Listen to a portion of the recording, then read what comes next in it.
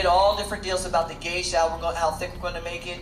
We made the windshield over a ½ inch thick, which is ballistic. Like, I mean, you could shoot a bullet at it, will not go through our windshield of a race car. We made out of reinforced Kevlar and carbon weave, and it's over a ½ inch thick with different various honeycombs and stuff that make it structurally strong. Well, our regular sheet metal part of our car, which is carbon fiber also, but it's just real thin just to cover up the framework of our car.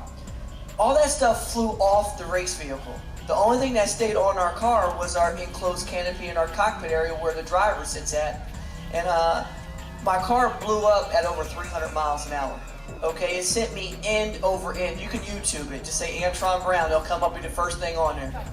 You know, but it's got over 250,000 likes or hits. It's not. I don't like it, but the thing about it is, you'll see it where my car, when it blew up, it took the rear tires out and it sent me flipping end over end. And I hit a guardrail and took out a concrete barrier of a wall, and it kept on sliding. It slid into a sand trap, and you'll see where the whole car's engulfed in flames. It was a bad blow up. Okay, but the thing about it is, at the end of the day, the car slid into the sand trap, and through all the different, like, you know, the science, the technology, the engineering, and all the mathematical equations we did to actually develop this deal on CAD and make it into a reality on our race car, is that I was able to get out of there, and the G's were off the chart of what my body took. And through the seat that we have, through all the innovations that we have, I was able to get out the car and walk away from it. And I'm talking to you today, about to get in a race car again to race this weekend. I mean, so through all those necessary things that we do week in and week out, is that we've been able to make a race car to actually sustain those kind of impacts with a human being inside, and I'm able to come out. You know what I mean? It's like our race capsule can actually probably take an egg and go through an accident like that and come out the other side without cracking that shell. Because a human's that shell. You get what I mean? We do all these different model testing and stuff week in and week out at our race shop to make these things into a reality.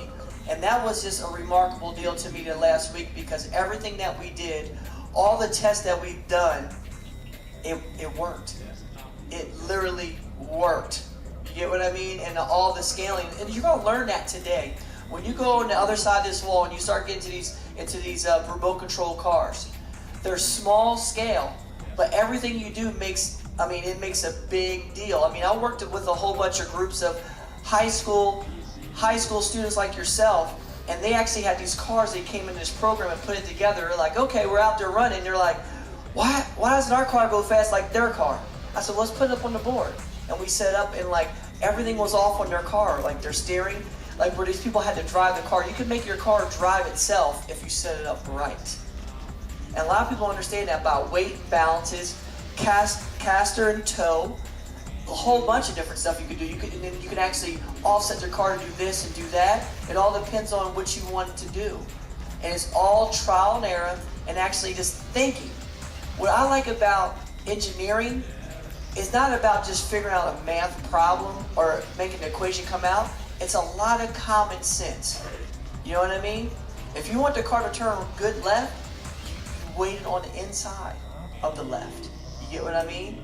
If you see the front end is pushing out in the front, what that means is it's like, okay, well, maybe if it's pushing, maybe we need to put a little bit more toe on the outside tire so it grips when it gets to that angle so it can turn left better. So it's all these different things that you can do that actually applies. You know, it's like it's a lot of math equations, but it's a lot of common sense thinking also. So you're going to get tested in that today, and it's going to be a lot of fun.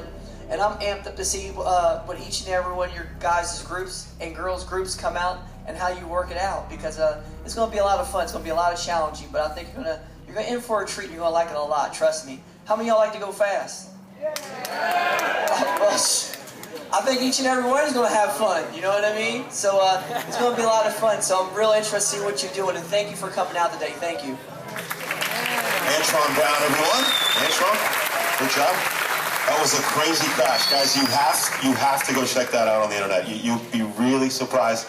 He explains it well, but if you see it, it's a completely different thing. It is amazing that you're here with us today, Antron. Wow, that was pretty impressive, very intense.